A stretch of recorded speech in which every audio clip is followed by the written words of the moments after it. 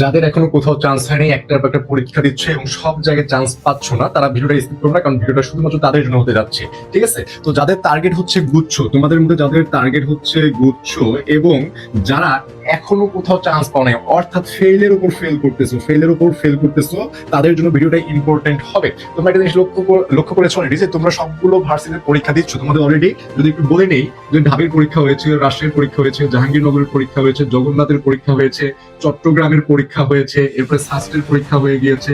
তো এই যে এতগুলো পরীক্ষা, তোমাদের কিন্তু এতগুলো পরীক্ষা মিনিমাম একজনের করে 8 থেকে 10টা করে এডমিট জমা পড়ে গেছে, তাই না? এতগুলো পরীক্ষা, এতগুলো এডমিট একটার পর একটা জমা হচ্ছে, আর সবগুলো রেজাল্ট আসতেছে ফেল অথবা you are not selected, sorry, এরকম, তাই না? তো তোমাদের এখন টার্গেট একমাত্র হওয়া উচিত, বুঝছো? তোমাদের যদিও সামনে পরীক্ষা আছে, হাজী দানেশ এবং কুমিল্লা ভার্সিটির পরীক্ষা রয়েছে। তো এই দুইটা পরীক্ষা তোমরা দিয়ে দেওয়া আল্লাহর নামে, এবং তোমরা এই দুইটা পরীক্ষার পরে অথবা এখন থেকে যারা গুচ্ছ প্রিপারেশন নিচ্ছ, তাদের জন্য আজকে যে ব্যাপারগুলো কথা বলবো, তাদের একমাত্র অর্থাৎ শেষ ভরসা কি গুচ্ছ, অথবা কারা কারা চান্স পাবে, কারা কারা চান্স পাওয়ার পসিবিলিটি বেশি, এবং কত মার্কস পেতে হবে গুচ্ছতে চান্স পেতে হলে, এবং কিভাবে করতে হবে, তোমাকে কিরকম একটা রুটিন ফলো করতে হবে, সেটা তোমাদেরকে পূর্ণাঙ্গ গাইডলাইন দিয়ে দিব। তো ফার্স্টে দেখি যে এখানে এমসিকিউ তে 100 থাকে, তোমরা জানো, এবং টাইম থাকবে 1 ঘন্টা, নেগেটিভ 0.25, এবং সরাসরি ইউনিটে পরীক্ষা দিতে হবে, অর্থাৎ অন্য কোনো ইউনিটে তুমি পরীক্ষা দিতে পারবে না, নিজে ইউনিট নিজেকে পরীক্ষা দিতে হবে। এতটুকু গেল।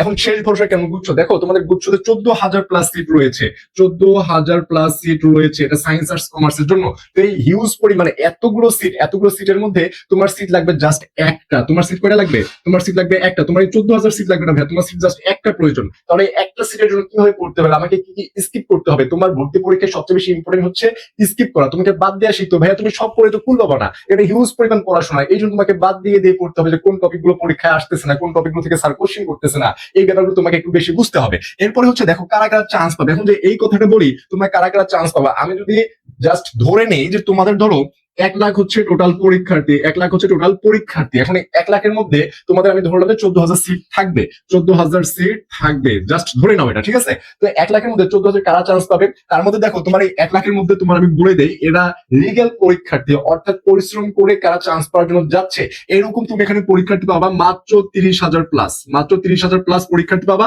যে হচ্ছে পড়াশোনা করে এখনো হাল না ছেড়ে, যে একটার পর একটা ফেল করতেছে, তবুও সে পড়াশোনা করে একদম লিগালি পরিশ্রম করে পরীক্ষা যাচ্ছে, জাস্ট 30,000। তাহলে মাইনাস হচ্ছে এখানে কত? মাইনাস হচ্ছে 70,000, 70K অলরেডি মাইনাস হয়ে গেছে। এরা কিরকম স্টুডেন্ট, এর ব্যাপারটা একটু বলে নেই। এই যে ঢাবিতে ফেল করেছে, রাজশাহীতে ফেল করেছে, জগন্নাথ, জাহাঙ্গীরনগর, তারপর এই চট্টগ্রাম, সাস্ট, এতগুলো যে পরীক্ষা হয়ে গিয়েছে, এখানে চান্স পায় নাই। আবার কেউ কেউ আছে ঢাবিতে অথবা রাজশাহীতে না হওয়ার পরে তারা অলরেডি হাল ছেড়ে দিচ্ছে। এই যে হাল ছাড়া স্টুডেন্ট গুলা, এখানে কিন্তু অনেক ভালো ভালো, অনেক ব্রিলিয়েন্ট, অনেক ট্যালেন্ট স্টুডেন্ট ছিল, কিন্তু এই হাল ছেড়ে দেওয়ার কারণে তাদের এই ঢাবির পরে একটা তো চান্স তো হয় নাই, গুচ্ছতেও তারা পরিশ্রম করতেছে, অর্থাৎ তাদের গুচ্ছতেও চান্স হবে না। এই হিসেবে 70,000 স্টুডেন্ট তুমি এখানে মাইনাস করে দিতে পারো। তাহলে তোমার প্রতিযোগিতা হবে জাস্ট এই 30 থেকে 35,000 স্টুডেন্টের সাথে। এরা এখনো পরিশ্রম করতেছে ভাইয়া, ঘুমটাকে একটু কমাই দিয়ে দেখা যাচ্ছে তারা 5 থেকে 6 ঘন্টা ঘুমাচ্ছে, বাইরে আড্ডা দেওয়া কমাই দিচ্ছে, ফোন স্ক্রলিং কমাই দিছে, বাইরের আশেপাশে যত নিউজ আছে যে কানে আসছে, তুমি কেন চান্স পাচ্ছ না, এটা কেন করছো, তোমাকে টাকা দেওয়া হচ্ছে, অমুক ছেলে চান্স পাচ্ছে, তুমি কি করতেছো, এই সব কিছু একটা ব্যাগের মধ্যে ঢুকায় সে বেডের তলে ঢুকায় রাখছে। তারা এগুলাতে কোনো মাথা ব্যথা নেই। সেই হচ্ছে 30,000 স্টুডেন্ট। এই 30,000 মধ্যে এরা ভাইয়া 14,000 ভাগ্যক্রমে চান্স পাবে, বাকি যে 16,000 এরা কিন্তু পরিশ্রম করেছে, হয়তো বা চান্স পাবে না, ঠিক আছে? এবং তুমি এখানে দেখো তোমার যে মেরিট লিস্টটা দিবে, এখানে আবার বেশ কিছু স্টুডেন্ট পাবা যারা হচ্ছে ঢাবিতে টপ করছে, রাজশাহীতে টপ করছে, জগন্নাথ, জাহাঙ্গীর সবে টপ করে আবার গুচ্ছতে পারছে, সেখানে পরীক্ষা দিচ্ছে, সেখানে তো একটা সিট পেয়েছে। তবে তারা দেখা যাবে এইসব ভার্সিটি চলে যাবে, অথবা গুচ্ছতে ভালো সাবজেক্ট অথবা সেখানে ভর্তি হবে, ঠিক আছে? তো এই যে হচ্ছে তোমাদের স্টুডেন্টের কোয়ালিটি, তোমরা এই 30,000 সাথে তাহলে তোমাদের পরিশ্রমটা হবে, মানে এই কম্পিটিশনটা হবে। এরপর দেখো যে কত মার্কস পেতে হবে, এই ব্যাপারটা যদি একটু বলি। তোমার এই 100 মার্কস আছে ভাই, তোমাকে 100-র মধ্যে 100 পেতে হবে না চান্স পাওয়ার জন্য। তোমাকে কত পেতে হবে? তুমি যদি মানবিক বা কমার্সের স্টুডেন্ট হও, মানবিক বা কমার্সের স্টুডেন্ট হয়ে থাকো, তাহলে তোমাকে এখানে জাস্ট 50 থেকে 55% মার্কস পেতে হবে। 50 থেকে 55% মার্কস।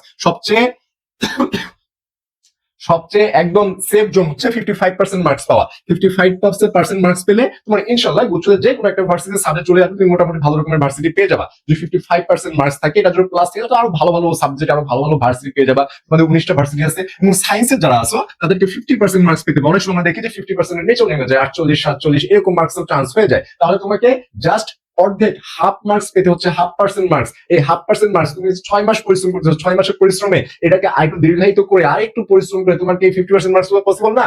অবশ্যই পসিবল, যদি তুমি পরিশ্রমটা এখনো করে যেতে পারো এবং হাল না ছাড়ো। এরপর দেখো কিভাবে পড়তে হবে, এটা যদি এখন একটু বলি। তুমি সায়েন্স হও, আর্টস হও অথবা কমার্সের স্টুডেন্ট হও, আমি বলবো যে তোমার অলরেডি পড়াশোনা তুমি অনেক করে ফেলেছো। তোমার যে পড়াশোনা আছে, তোমার পড়াশোনা তুমি অলরেডি অনেক করে ফেলেছো, মানে অল পড়া, মানে সবগুলো পড়াশোনা করে ফেলেছো। তাহলে তোমার চান্স হচ্ছে না কেন? এটা হচ্ছে একটা কোশ্চেন। এবং কিভাবে করে চান্স হবে, এটা হচ্ছে আরেকটা কোশ্চেন। তো চান্স হচ্ছে না কেন সেটা একটু বলে নেই।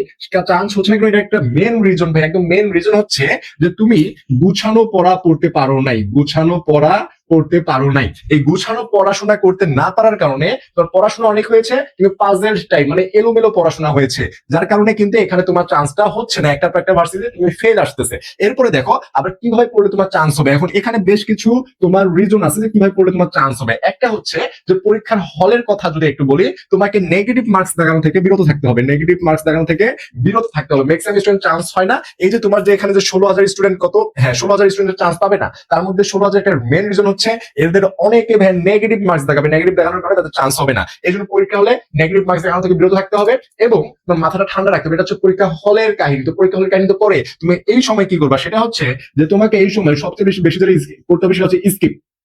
তোমার কোন কোন টপিকগুলো থেকে কোশ্চেন আসতেছে না, এই জন্য তোমাকে এই টপিকগুলো স্কিপ করতে হবে। সেটা কোথায় দেখতে পারবা? সেটা দেখতে পারবা হচ্ছে কোশ্চেন ব্যাংকে, সেটা দেখতে পারবা কোশ্চেন ব্যাংকে, সেটা কোশ্চেন ব্যাংকে দেখতে পারবা। তাহলে তোমাকে কোশ্চেন ব্যাংক অবশ্যই প্র্যাকটিস করতে হবে, এবং কোশ্চেন ব্যাংক প্র্যাকটিস করা হচ্ছে এখানে চান্স পাওয়ার আরেকটা রিজন। এখন তুমি যে ভার্সিটিতে পরীক্ষা দাও, তা তো কোশ্চেন ব্যাংক ফলো করো। এখন তুমি যেহেতু গুচ্ছতে পরীক্ষা দিচ্ছ, তোমাকে অবশ্যই কোশ্চেন ব্যাংক ফলো করতে হবে। এবং কোন ভার্সিটি নেতৃত্ব দিচ্ছে, এবং মেবি ইসলামী ইউনিভার্সিটি নেতৃত্ব দিচ্ছে, তাহলে এই যে ইসলামিক ইউনিভার্সিটি নেতৃত্ব দিচ্ছে, তোমাকে এই ভার্সিটিতে প্রশ্নের প্যাটার্ন, সেই প্রশ্নের প্যাটার্নটা তোমাকে বুঝতে হবে। সেই অনুযায়ী তোমাকে কোশ্চেন ব্যাংক সলভ করে করে কোন কোন টপিক থেকে কোশ্চেন আসতেছে গুচ্ছতে, সেই টপিকগুলো তোমাকে বেশি বেশি পড়তে হবে। যে টপিকগুলো আসতেছে না, সেগুলো তোমাকে অবশ্যই স্কিপ করতে হবে।